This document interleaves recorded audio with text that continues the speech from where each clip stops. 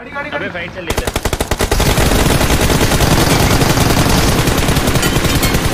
गिरा दिया, सबको गिरा दिया।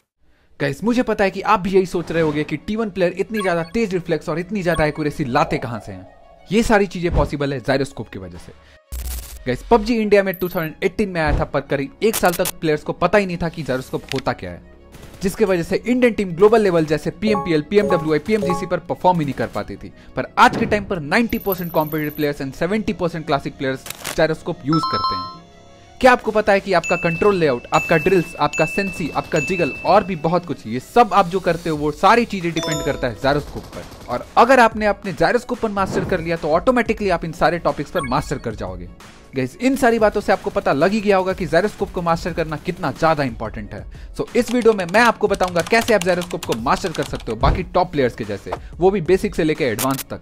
सो वीडियो थोड़ी लंबी होगी, पर ट्रस्ट मी गाइज, अगर आपको अपने गेम प्ले में इंप्रूवमेंट लाना है और अगर आपको भी टॉप 1% प्लेयर में आना है तो आप इस वीडियो को पूरा जरूर देखना।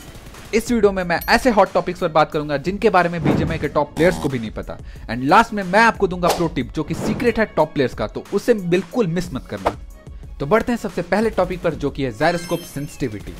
देखो गाइस, जायरोस्कोप को मास्टर करने से पहले आपको अपने डिवाइस के अकॉर्डिंग अपनी सेंसी बनानी पड़ेगी।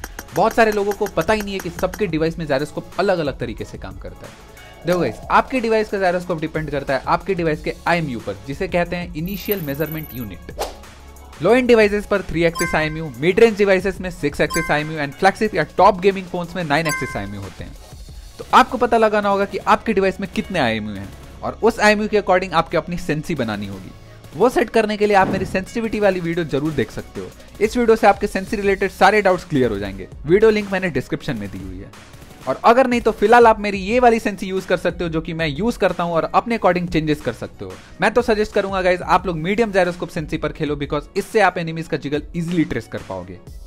अब बात करते हैं बॉडी पोजीशन की। तो आप दो तरीकों से खेल सकते हो। सबसे पहले आर्म को लॉक करके पिलो के हेल्प से, और दूसरा फ्री हैंड। मैं पर्सनली प्रीफर करता हूं लॉक आर्म को, बिकॉज ये better support and stability provide करता है और साथ ही साथ ये बचाता है आपको body pain and hand pain से।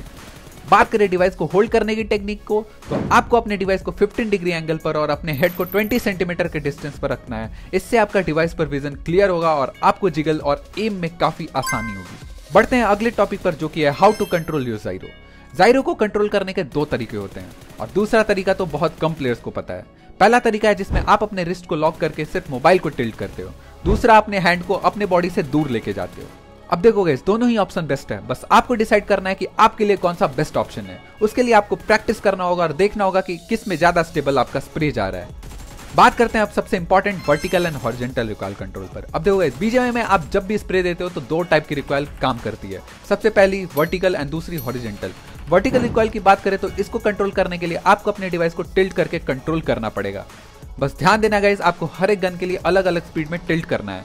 फॉर एग्जांपल AKM का वर्टिकल रिकॉइल ज्यादा है तो ज्यादा तेजी से टिल्ट करना है और M416 का रिकॉइल कम है तो धीरे से टिल्ट करना है। जेंटल रिकॉइल की बात करें तो इसको कंट्रोल करने के लिए आपको आना है ट्रेनिंग ग्राउंड पर और आपको अपने डिवाइस के सारे अटैचमेंट्स निकाल कर स्प्रे देने हैं। और मोस्ट इंपॉर्टेंट थिंग ये कि आपको स्प्रे देते टाइम अपने डिवाइस को टाइट पकड़ना है और होल्ड प्रेशर देना है। नेक्स्ट इंपॉर्टेंट चीज रहने वाली है व्हीकल ट्रेसिंग। अब देखो गाइस, व्हीकल ट्रेसिंग के लिए आपको अपने एम और जायरो दोनों पर काफी अच्छी कमांड होनी चाहिए। ट्रेसिंग को अच्छी करने के लिए आपको आना है ट्रेनिंग ग्राउंड पर, सामने दिए हुए ब्रिज पर स्प्रे देना है, लेफ्ट और राइट दोनों डायरेक्शन में। पर एक चीज का आपको ध्यान देना है, अगर आप राइट साइड स्प्रे दे रहे हो तो आपको अपने लेफ्ट हैंड से थोड़ा ज्यादा प्रेशर अप्लाई करना है, और अगर आप लेफ्ट साइड स्प्रे दे रहे हो तो राइट हैंड से थोड़ा ज्यादा प्रेशर देना है, कुछ इस तरह से। अब बात करते हैं जायरो डिले की, जिसके बारे में बहुत सारे लोगों को डाउट था। अब देखो गाइस, बहुत सारे डिवाइस में जायरो सेंसर बहुत कम रिस्पॉन्सिव होता है, जिसकी वजह से हल्का जायरो डिले चलता है। तो उन प्लेयर्स को मैं सजेस्ट करूंगा आप अपने गेम मोड में जाके अपने डिवाइस के सेंसी रेस्पॉन्सिवनेस रेट को बढ़ा देना। और अगर ये ऑप्शन आपके डिवाइस में नहीं है तो आपको अपने जायरो को स्कोप ऑन मोड पर ही अप्लाई करके खेलना है। अब देखो गाइस, मैं आपको फॉल्स होप तो नहीं दूंगा, लेकिन इसका कोई और सॉल्यूशन है ही नहीं। और ध्यान रहेगा इस बहुत सारे लोग थर्ड पार्टी ऐप का यूज करते हैं, उससे आपकी बीजीएमआई आईडी 10 ईयर्स के लिए बैन हो सकती है, तो वो तो यूज बिल्कुल मत करना। अब बात करते हैं मोस्ट इंपॉर्टेंट टॉपिक पर, जो कि है ड्रिल्स टू प्रैक्टिस जायरोस्कोप। तो गाइस, सबसे पहले ड्रिल के लिए आपको आना है इस लोकेशन पर और सामने दिए गए टारगेट को गिराना है, और जितना जल्दी आप टारगेट को गिरा पाओगे उतना ज्यादा आपका एम और जायरोस्कोप पर कमांड इंप्रूव होगा। दूसरे ड्रिल्स के लिए आपको आना है इस लोकेशन पर और सामने दिए हुए टारगेट पर लेफ्ट पिक राइट पिक करके एम लगाना है, कुछ इस तरह से। तीसरे ड्रिल्स के लिए आपको आना है इस लोकेशन पर और सामने दिए हुए टारगेट को स्प्रे करना है। और स्प्रे करने के बाद आपको फिर स्लो मोड में चेक करना है कि आपकी स्प्रे की वर्टिकल रिकॉइल ज्यादा है या हॉरिजॉन्टल रिकॉइल की। अगर आपको और भी ड्रिल्स चाहिए तो आप चेकआउट कर सकते हो मेरी इस वीडियो को। आपको इन सारे ड्रिल्स को 15 डेज तक मिनिमम प्रैक्टिस करना है एंड ट्रस्ट मी गाइस, आपको रिजल्ट खुद दिखेगा। आप बस 1-2 दिन करके छोड़ना मत, एंड तक इसको प्रैक्टिस करते रहना। अब मैं आपको प्रो टिप्स देने वाला हूं जिसको अगर आप यूज करोगे तो आपका ज़ायरो पर कंट्रोल 60% ज्यादा इंप्रूव हो जाएगा।